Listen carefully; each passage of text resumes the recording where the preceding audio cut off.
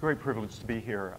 I've had the honor, really, to participate for the last 3 years here at the university on the Design Review Board with Jane Murphy and Jane Amadon, and to get to know this truly amazing campus, how it works, what makes it so special. Just a tremendous experience for me personally. I also am so pleased that my firm has had the opportunity and is in the throes of it, of redesigning the improvements to the North Academic Core. Fortunately, because the DRB met this week, I'm just so happy that my partner, Gary Hildebrand, is here tonight, along with our colleague, Chris Moyles, who are leading the efforts on the design of the North Academic Core.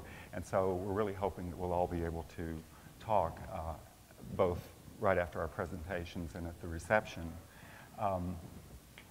And when I was approached by Mike to give a lecture, I immediately thought of Trahan and the opportunity for us to come here and really talk about architecture and landscape architecture as it comes around the subject of site and structure.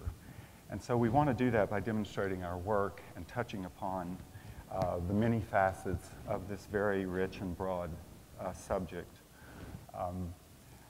The subtext here, though, is also by virtue of the disciplines that site and structure bridge, is also about collaboration. And so tonight we want to allude to a collaborative relationship that has been unique in our experience, a kind of sharing of common ideas and values about the relationship between site and structure as the motivation of form in our work with landscape and Trey's work with architecture. And we hope to be able to talk a bit more tonight in the projects about exactly how this works. This is a recent image of, or set of images from us working on a project in Baton Rouge, Louisiana, for the Nicholson Drive area, and where it was an amazing charrette and combination of consultants coming together with enormous range of expertise. And I think Trey, as Gary and I do, appreciate the levels of the broad range of expertise that informs our discipline and enables us to do the best of work.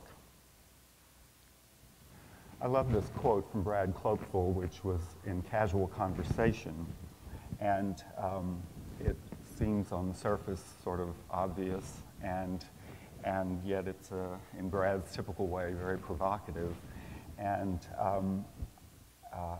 it's maybe a little bit self-serving to come from a landscape architect or a landscape architect talking about this, but really want to address what it means to establish a deep connection between architecture and landscape. I've organized this according to a few projects that have a very different attitude of building in site. And this one, I'm calling it Privileging Site, where an 11-acre property on the eastern end of Long Island is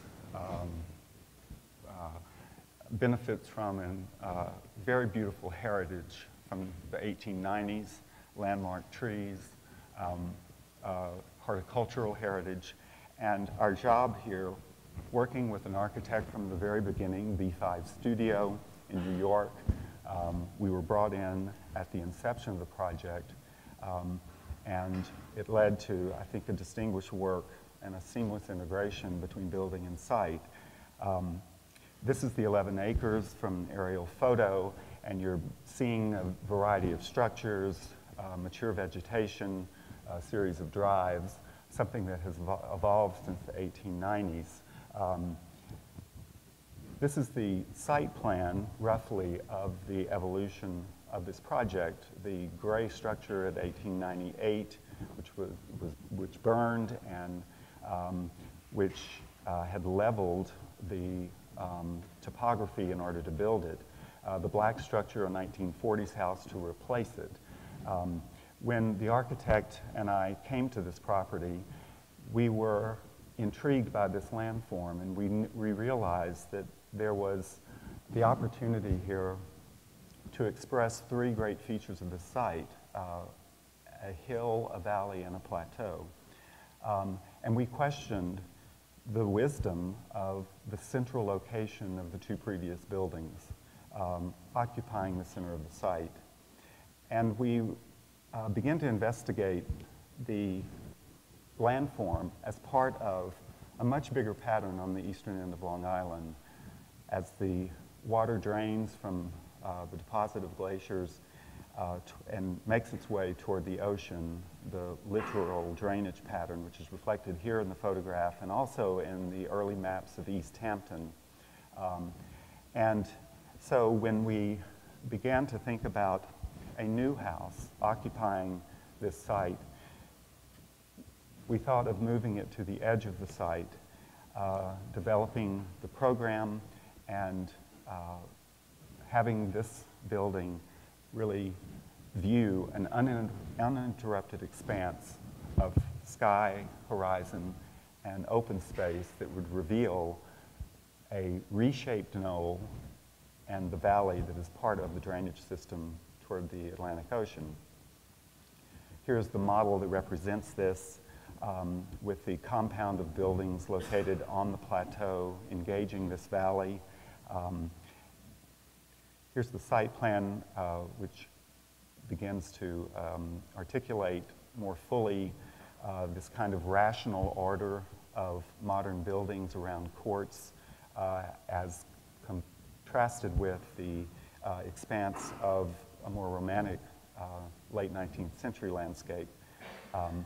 And so I want to just take you through this attitude of the building toward the site in the expression of the garden rooms, the domestic areas around the house, as a series of very minimal, restrained courts, and then how that begins to extend out from the building to engage the valley in a series of stepped lawn terraces. This expanse looking back toward the original estate house of 1898, which had leveled the top of this hill. This is some 3 or 4 feet of soil brought back to restore this contour, and then the horizon line in the distance. This is all in the heart of East Hampton. And then areas around the property which begins to bring emphasis to this large expanse of open space, the more delicate and intimate birch walk, which defines one edge of the building compound, the creation of development of meadows on the perimeter of the property, which limit lawn and use lawn at the very center of the property. The siting of the pool house with views back toward the center of the property, even though we had to enclose it according to code. And this was our response to opening up these views from the pool complex back toward the central knoll of the property.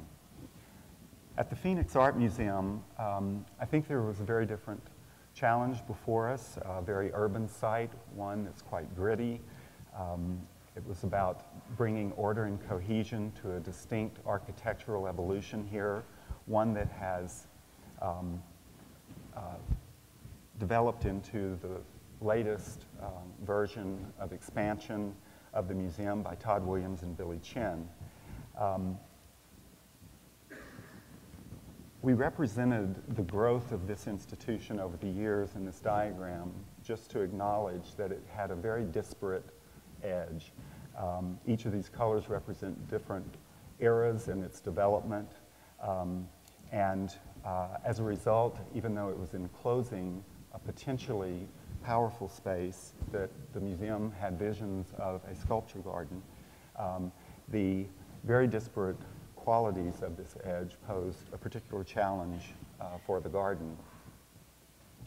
There were also significant, some 3 feet of grade change that occurred across this court, which had to be reconciled and brought into a very accessible space that would accommodate many public and private programs. This is actually a public site, and so there is a private-public partnership here, and the pressure on this garden is enormous. We represented here the fit of the program in this courtyard space on this image on the left, and then the design, which begins to assert a powerful frame of trees around the edge, with the central focus being on the stepped lawn terraces in the center of the garden. It's represented here in 3 dimensions that we could begin to unify and make cohesive this disparate edge of architecture and bring a kind of powerful focus and scale to the experience of sculpture within this garden frame. And so I'll walk you through some of this where you're seeing the emphasis on the central lawn, the latest additions to the building with the frame of trees that begin to march around this space, the actual experience of occupying the frame for program, both the walks, terraces, cafe terraces, event spaces, to minimize their presence and impact on the space, and to subsume them within this frame of trees, with views out toward the central lawn with very heavy use here. I want to talk about a residence that we recently completed some 2 years ago. Gary has led this project over many years. It's the Philip Johnson House that was designed in 1962 for the Beck family. And in this case, realizing that a piece of architecture that represented a significant designer, a particular era of his architectural expression, as seen here in his pavilion at the Glass House in New Canaan, Connecticut, built at the same time. And this 7-acre site, which stretches between 2 city blocks in Dallas. What is compelling about the project is that it never realized a landscape development for any number of reasons. And we don't know the answers. A lot of this is speculation. However, this kind of situation that was, let's say, imposed on the site in a very strong building, a very large building, set on a plinth, with a plinth some 7 feet high in this photograph on the right, really separating the building from its larger site.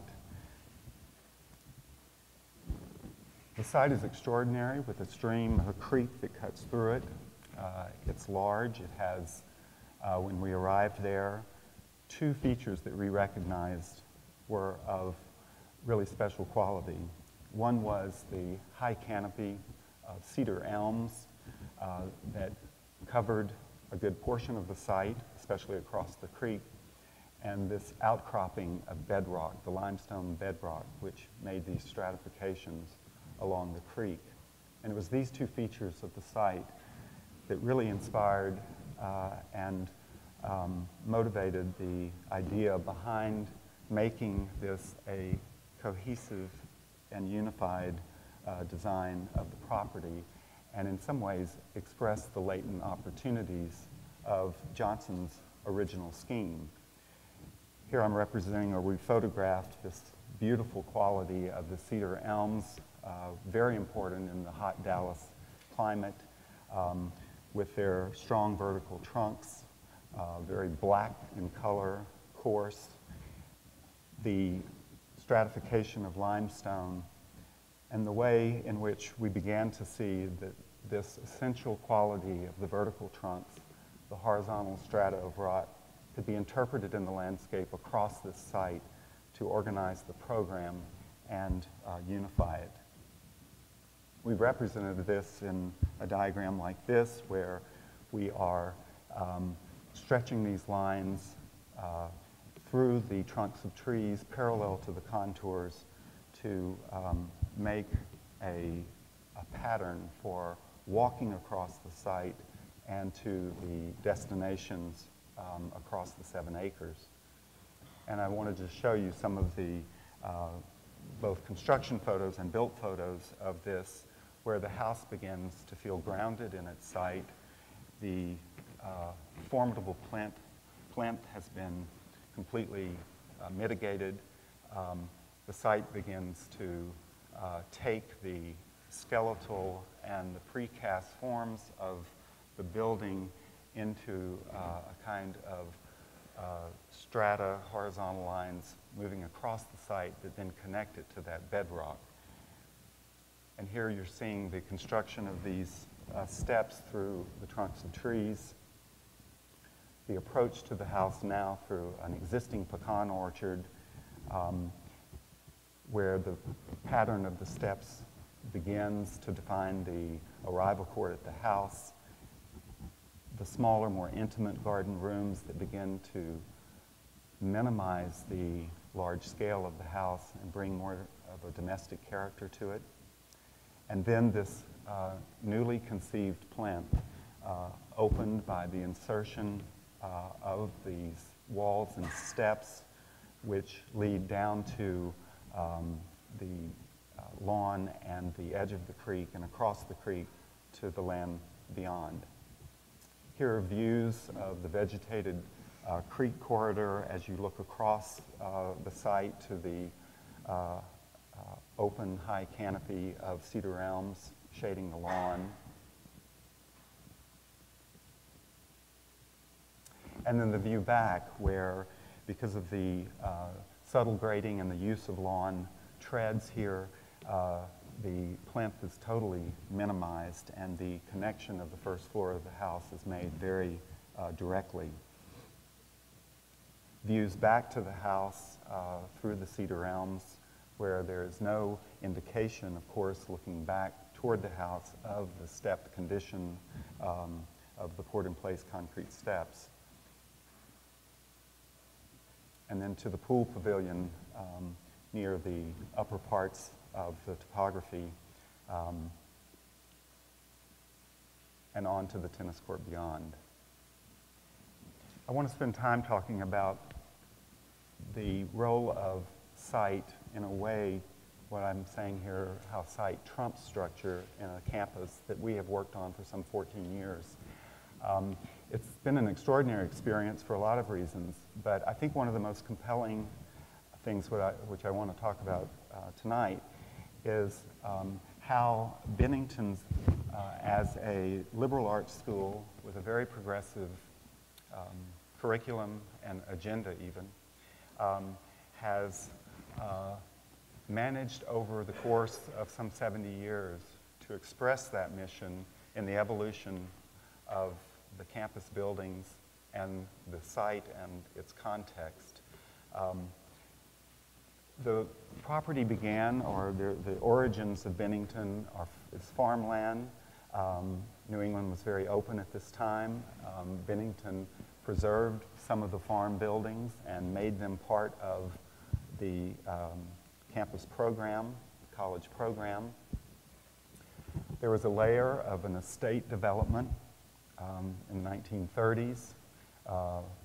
Elm Line Drives, a very formidable estate house on one of the tops of the hills, as you see here, again preserved as part of the college fabric. A period in 1930, in the 30s also, where the Beaux-Arts tradition was seized as an expression of a commons area for dance, theater, dining, and as an organizational tool for the residential units of the college. A very important modernist period, as in the library and the science buildings and the visual and performing arts. What is interesting about this evolution is how diverse the architectural expression is, how its siting on the land doesn't convey an obvious or immediate order. And when you go to Bennington, you have to think hard about why this place coheres. There was several things at work that bring this kind of special cohesion to Bennington. One is a pervasive tree canopy which was planted throughout the decades to organize space, to set the buildings within. This has been diminished over the decades as well because of the loss of all the elms. This mountain context of the Green Mountains of New Hampshire, where the connection between the campus and this great series of mountains was very evident in its beginning. And so we've represented all of these things that are beginning to add up to the special character of Bennington College. Its hydrology and drainage, the hilltops, which are from the estate period and the initial academic core, the agrarian tradition, which is represented here in the orchards and hedgerows and some of the agricultural drives, the barns, the estate tradition overlaid onto this, still very evident in these orange lines, the Beaux-Arts edition of the 1930s, and then the contemporary structures over the more recent decades. And so when you pull all this together, you have this palimpsest of orders that are very much what Bennington is about: a diversity of community, a progressive set of ideals, and a landscape that is really about revealing its specific character and its connection to the mountains. So what we have set about to do over the last 14 years, which I will cover very quickly here in terms of one thing, and that is revealing these structures through the editing of the landscape. I'm not going to address any additions here. It is really what we have removed to reveal the orders of this campus and make it, allow it to expand, to have more coherent circulation. But this is the kind of the removal to bring forth the meadows, the circuit walks around the larger farmland, the opening up of hedgerows, revealing the pond and the distant views to the estate, opening up these views to the distant mountains, the assertion of meadow, and the latest project by Todd Williams, Billy Chin, which occupies a hill and claims other views to the mountains. I'm going to end with this project, which I'll go through quickly, which I don't really think occupying the center is correct. I think it's occupying a void or occupying openness for a house in the south coast of Massachusetts. This is the character of the land, the Westport River, as it makes its way to Buzzards Bay, a region that has maintained its agrarian traditions. This is a 43-acre site along the river, and the beauty of its meadows and the distinctive long view down the south corridor of the Westport River. You can imagine the terror here of architect and landscape architect in deciding to site the house in the open meadow. And you've all seen images of this around as farmland is developed all around the country and what pops up in meadows. And so this project became about a real understanding of the subtle undulations of this land, how meadow can embed architecture, and the horizontal line of the long view, the lowland line of the land and the horizon. Beautiful edges to the river. And so this is the site plan, which shows the more central location in the openness of the meadow, resting lightly in that meadow. Here is the model that we did, which shows the undulations of the land with the house set on that flat, what looks like a flat area. That's the foundation and deck of the house set within the fall of the land. The drive sets up the disclosure of this open meadow, and the house reads as a horizontal line and almost a two-dimensional garden wall set within the meadow and at this mid-elevation in its overall fall as it slopes toward the river.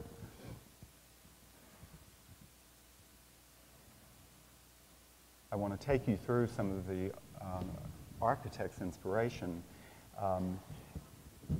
We worked on the hedgerows for many years to get rid of invasive species and reveal the fundamental structure of the trunks of the healthy and desirable trees. And it was this characteristic, the linear configuration of trunks, that inspired Marianne Thompson, the architect of the house, in thinking about the house as a series of planes with posts and walls that are held by transparent surfaces. And this is a view looking down the central hall of the house where it really is capturing the light of the open meadow and revealing the views across this expanse of land.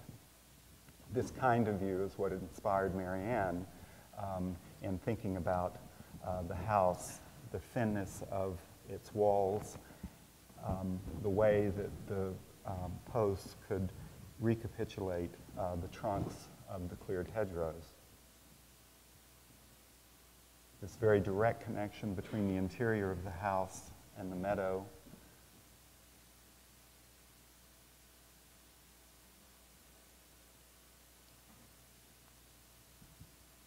And then as you take a walk along the river, the views back toward the house, once again, not dominating the meadow in any way, but resting very lightly and feeling as though it is an integral part of the meadow. I'm happy to introduce Trahan.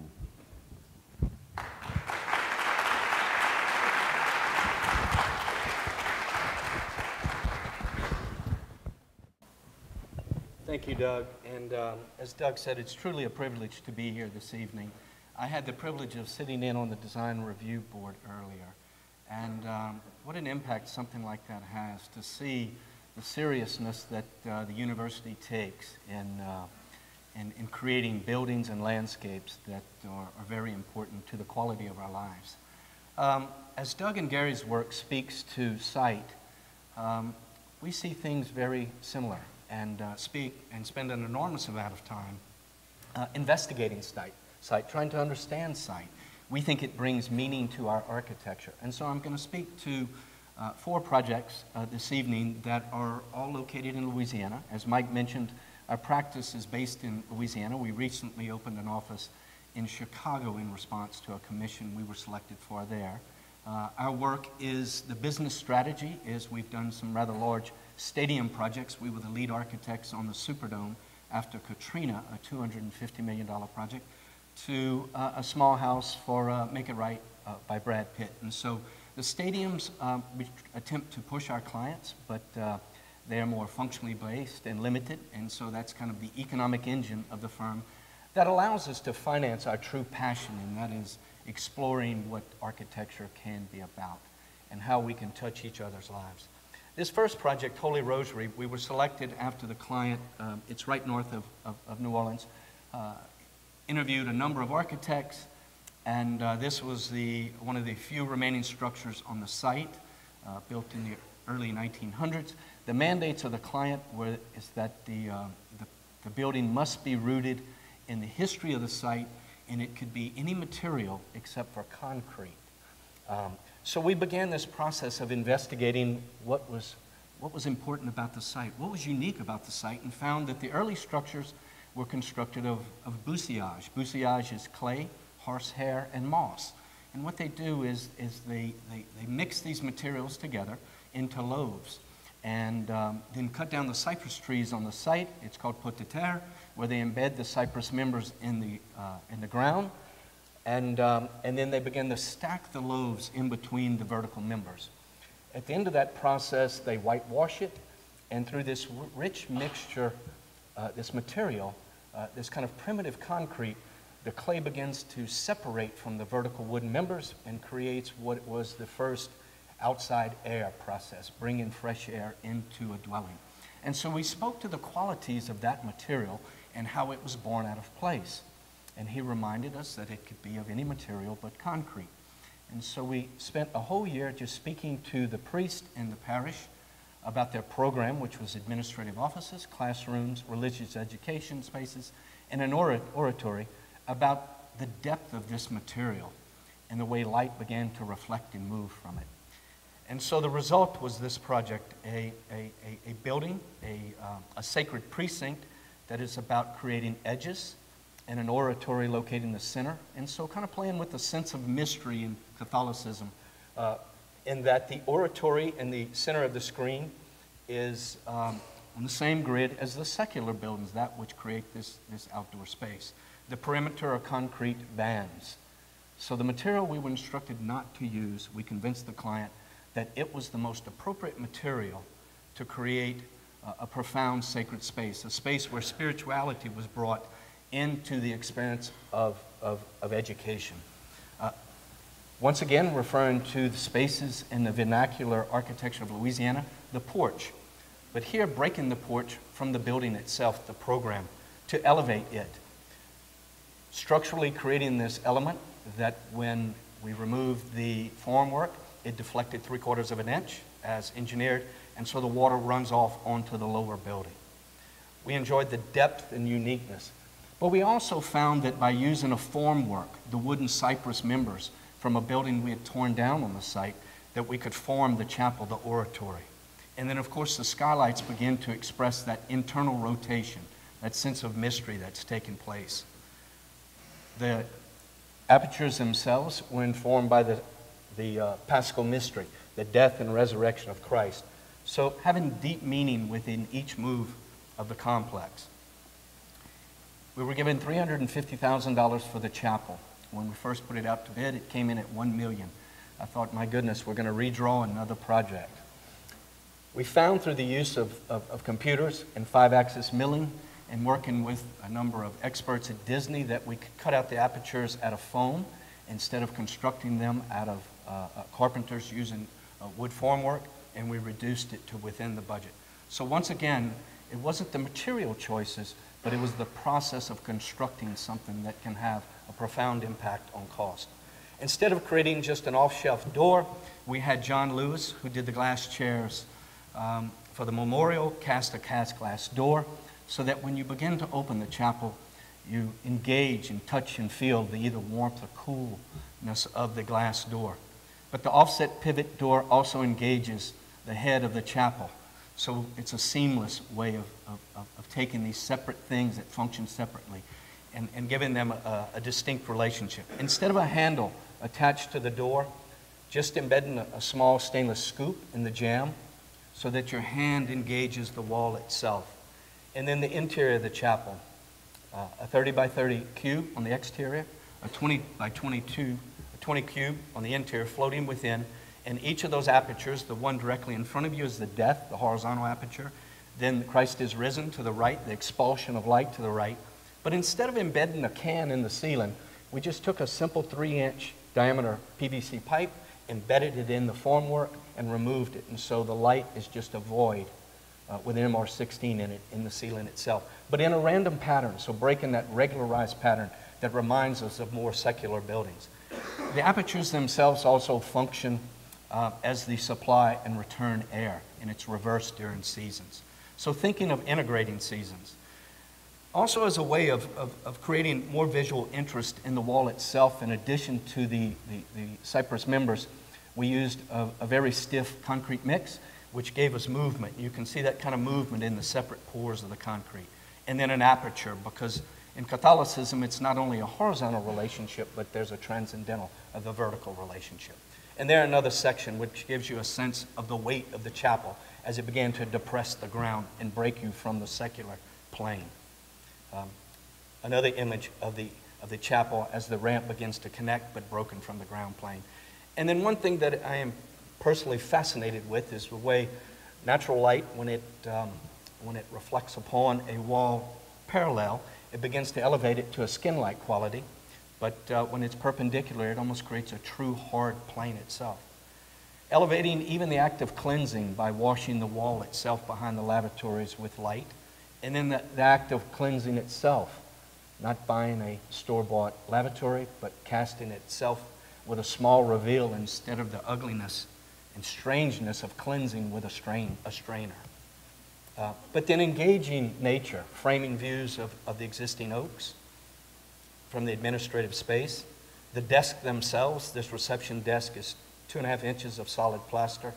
The contractor told the client that we would have to redesign it, it wouldn't stand. And one day on the site I found the contractor using it as the scaffolding. It was so structurally sound. Courtyard, so that each of the priests and nuns and counselors can counsel someone, but in a very pure and clean space, and then the courtyard itself. And then once again, you begin to see the lines and the movement of the concrete and the skylights beginning to reveal the relationship of the inner cube to the outer cube. And then at night, they further elevate that rotation. The next project is in downtown Baton Rouge. The mayor came to us and asked us to create or study the feasibility of a new library, a library that should respond to the unique urban conditions. The blue square is its location. It is east of the existing Old State Capitol, which is on, obviously, the Mississippi River. The client mandate here was that it should engage the uniqueness of this urban site, a site that was about a green edge, 3rd Street, which is more of a retail and corridor, and then the civic corridor, which is the orange street on the lower side of your screen. And so we thought of this as a glass, a vessel that would begin to bring these disparate pieces, these strands, kind of like intertwining a rope and bringing them together to activate what we think of it as a 21st century library. And so instead of the program being internalized cubicles and study spaces with books, shelves around the perimeter, we inverted that and created this kind of colloidal circulation paths, these ramps around the perimeter that are also, in addition to ramping, their steps, so we activate them with space themselves. That is that reinterpretation of the traditional library. And then thinking about how that could impact the interior of the building. How can someone participate in moving up the perimeter of the building externally and engage the urban context, but at the same time have a multiplicity of experiences internally? And so we chord this element. You can see we chord the middle out so that as you move around the ramp, you not only participate in the floor below you, but there's a dialogue with the floor above you. And so right now we are working with Dewhurst McFarlane out of London and New York in studying the curvature of the glass, a fritted glass system, and how we economically create these types of moves in a glazing system. And so you see that the building itself begins to warp and twist, and that's in response to a diagonal move of seeing through the library and making a connection to the Mississippi River Bridge.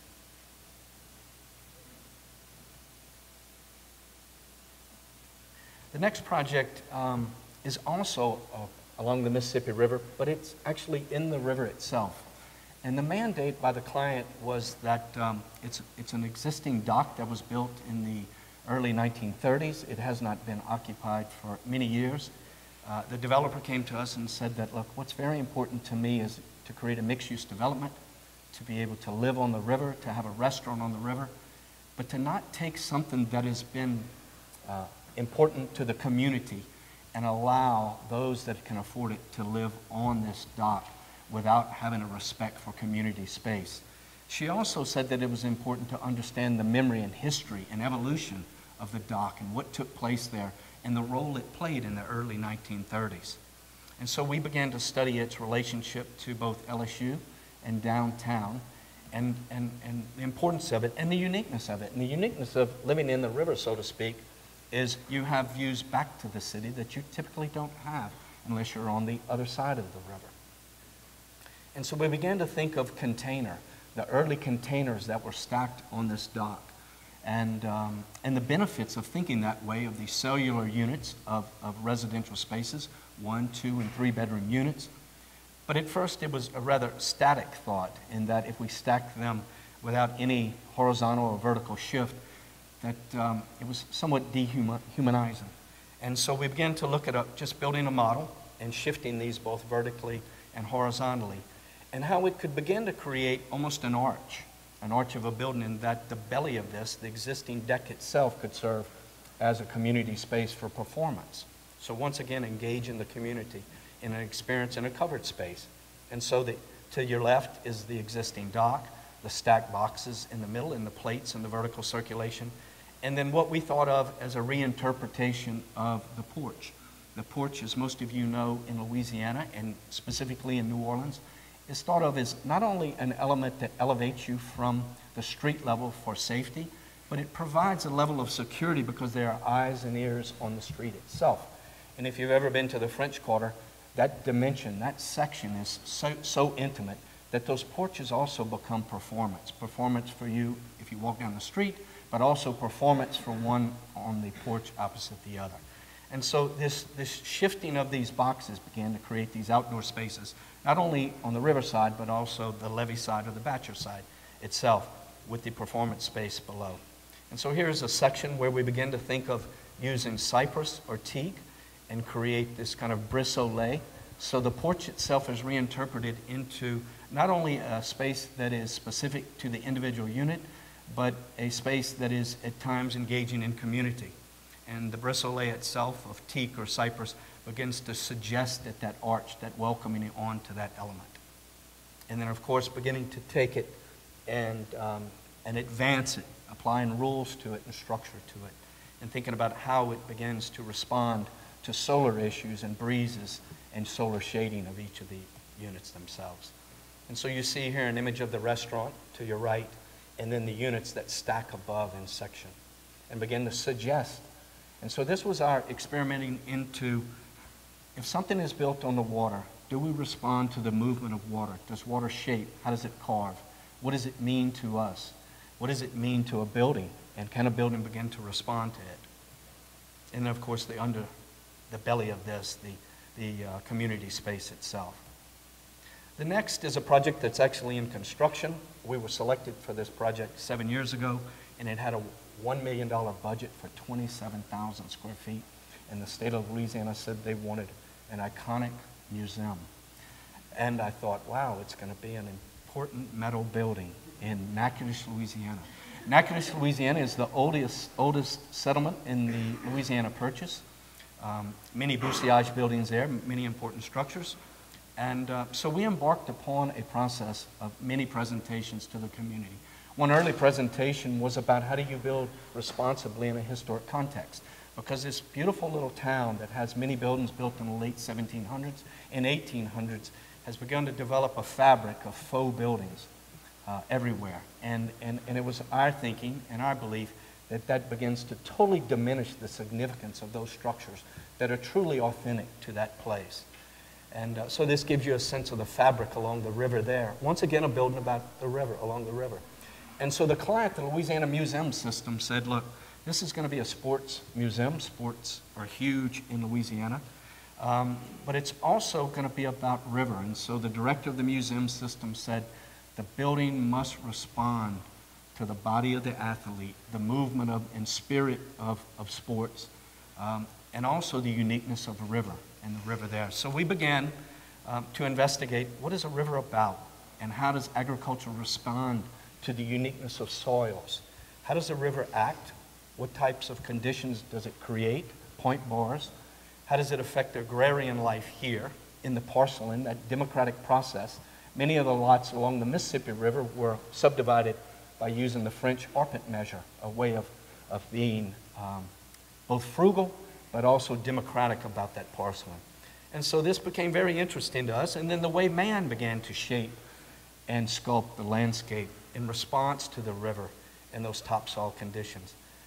We spent over a year just building models and studying the landscape and understanding the soil conditions and the point bars it creates and the effect on culture, but the effect on politics of our area. We built models through our laser cutter, and we printed out models of the region with our 3D printer. We began to study the lateral movements, the extension, the translations, the rotations, and everything about the river. In the lower right-hand section is the way a river deposits and scours and how it builds land as it's carving away on one edge.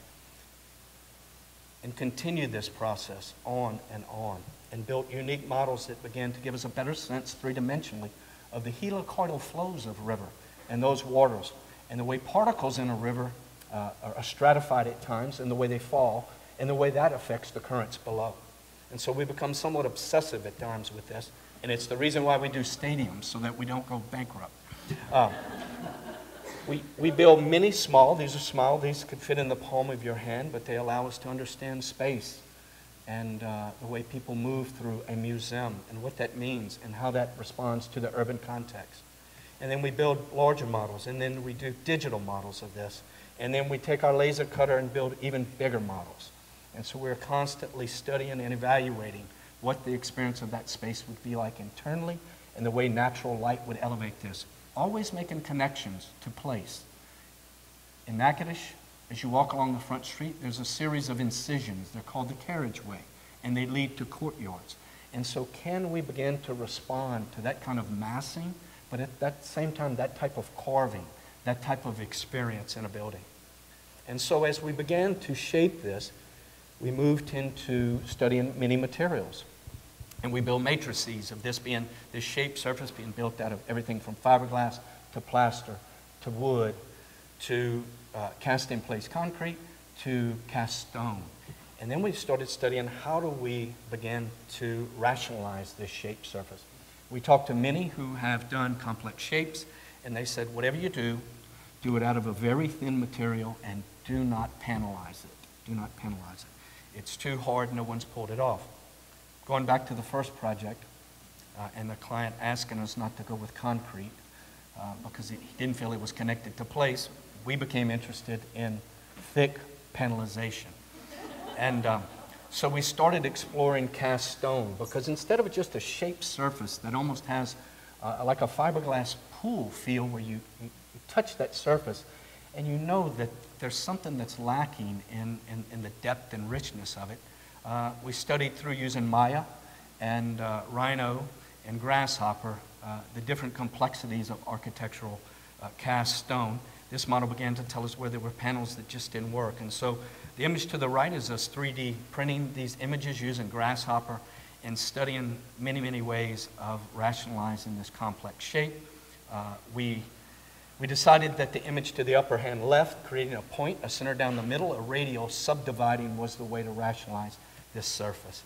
And so here you begin to get a sense of the floor plan and a reflected ceiling plan of the architectural cast stone, the way it begins to curve and shape and respond to the movement of athletes and the way of also a river shapes and carves and deposits.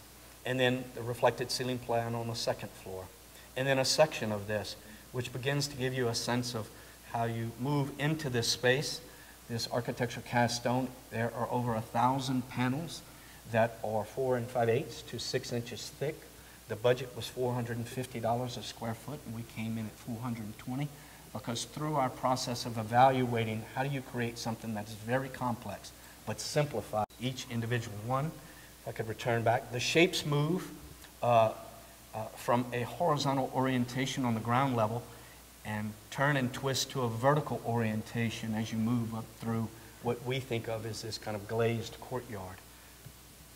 And so we began to study in the office how we could create this formwork and cast these stone pieces. And now we're working with CASE, a group in New York, to create all the rest of the form work, which is identifying each and every one of the 1,000+ shapes and how you construct those, and what are the joints between each panel, the butt joints, the end joints to each panel of butt. The bed joints are only 1/4 of an inch. Some of the panels are as long as 12 feet and 3 feet tall, and some are as small as 1 foot. They're smaller at the base, suggesting that the weight and mass of this began to compress those, and also responding to particles and the way a river shapes and carves. And so they have recently released this set of shop drawings, and they're in full fabrication. The exterior was informed by the plantation shutter. They're dark green, blackish shutters in Louisiana in the south on most of the plantations. And they were constructed early of cypress. And they have this beautiful quality of opening up these really deep and rich blades of wood. And so the exterior of this building is copper. It is a folded copper system. It's a rain screen, but it is similar to the plantation shutters, begins to fold and move and shape and open up like the plantation shutter, but in a very abstracted way. And so you see it here, the cast stone. And once again, respecting the front porch in this historic, on this historic front street, the shaping begins on the exterior with the interior begins shaped internally with these cast stone panels. And then one of the last images as we began to move vertically in this internal courtyard. The last project is a project that Reed, Hildebrand, and Trahan architects began together from the inception. And so Doug's going to speak to our early work, and I'll speak to how it evolved into a building. This was a great client in the Baton Rouge International School because their mission is very compelling. They immerse toddlers. Their idea is that you immerse toddlers from 2 years old on in 4 languages and draw relationships across cultures as in the formation of the person. And so it has really grown tremendously in its reputation, and it's just a tremendous group of administrators and teachers who are embarking on this. When we went to this site, we were very aware of the presence of water, and this happens in Louisiana a lot. It feels as though water is right under the surface of the turf. This was no different here. This is some images of the drainage pattern on the site and the farm pond that exists from the old agricultural system on the site. This is an aerial view of the plot of land. These are the kind of temporary buildings where this extraordinary curriculum takes place, and they wanted a vision of a campus that would give expression to the way that children from the age of 2 to the age of 18 would progress and evolve as people. We were fascinated by the drainage pattern, and we represented it here in a series of ditches, big ditches, wetlands, and lowlands.